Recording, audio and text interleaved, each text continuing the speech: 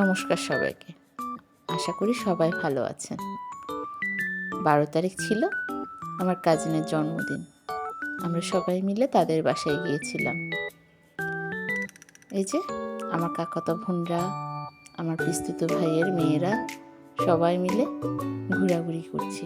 সাথে আমার সানবিশোনাও নিজের মনের মতো করে খেলছে। আমাদের জন্মদিনগুলো সাধারণত দুপুর দিকেই করা হয়। রাতে আসলে আপ ডাউন করা একটু সমস্যা, যেহেতু আমার কাজিনরা বাড়ি থেকে আসছে। আর রাতে আসলে মাঝে মাঝে দেখা যায় সবাই আসতেও পারে না। দুপুরবেলা বাচ্চারা খুব মজা করতে পারে, তাই দুপুরবেলায় করা। আমার ভাইয়ের মেয়ের দুইটা আমার মেয়েটাকে নিয়ে বেশ মজা করছিল। ওই ছোট ছোট তো সবাই বেশ মজা করছিল। মাসিদের বেশ আদর পায় সানবিশোনা যেহেতু বড়, সবার বড় ভাগ্নি সবাই অনেক বেশি আদর করে। আমাদের ঘরে সানবিশোনা ছাড়া এত ছোট বাবু আর কেউই নেই, তাই বেশ আদর পায় সে। মাটা আমার একটু পরপর একটু কান্না করে, আবার একটু হাসে। এই তার খেলাধুলা চলতেই থাকে সারাদিন। আমি তো ওকে ওর মতো করে খেলতে দিয়েছি। খেলো বাবা, নিজের মতো করে খেলতে থাকো। বেশ মজা করছে মাসিদের সাথে। মাসিরাও খুব দেখে দেখে রেখেছে বাচ্চাটাকে। এই যে কার ঘরের মধ্যে চলে যাচ্ছে, মাসিটা টেনে টেনে আনছে।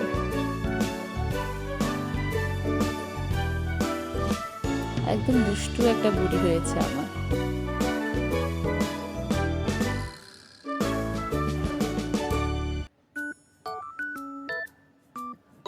সে আবার কান্নাও করছে।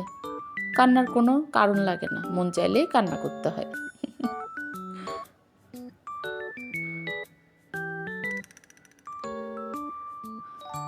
এরপর পেয়েছে কিছু ময়লা, এই মাটি। যাই হোক, সে এই মাটিগুলো নিয়ে ভীষণ খেলাধুলা করছে। আমিও কিছু বলিনি, বাবা খেলে নে, ইচ্ছা মতো খেলে নে। এরপর কাপড় চোপড় ফ্রেশ করে একেবারে ঘুম পাড়িয়ে দিব। যাই হোক, আমি ওকে ওর মতো করেই খেলতে দিই। আমি কোনো কিছু তো খুব একটা বাধা দিই না, এখনই তো বয়স। আর সে তো সারাদিন বাসায় করতেও পারে না, যেহেতু সারাদিন বাসায় থাকে একা একা। তো বাইরে গেলে নিজের মতো করে খেলতে থাকে। একটু পরে আমরা কেক কাটা শুরু করব।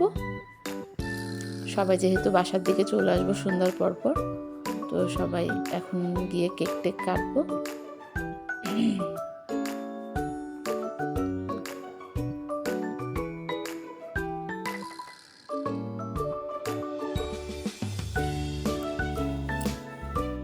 চলে এসেছে আমাদের বিশেষ মুহূর্ত, কেক কাটার মুহূর্ত।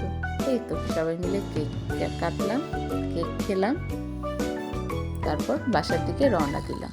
আমার এই ছোটো ছোটো ব্লগগুলি যদি আপনাদের ভালো লাগে, তবে লাইক কমেন্ট করে পাশে থাকবেন। সবাইকে ধন্যবাদ। সবাই অনেক ভালো থাকবেন। টাটা।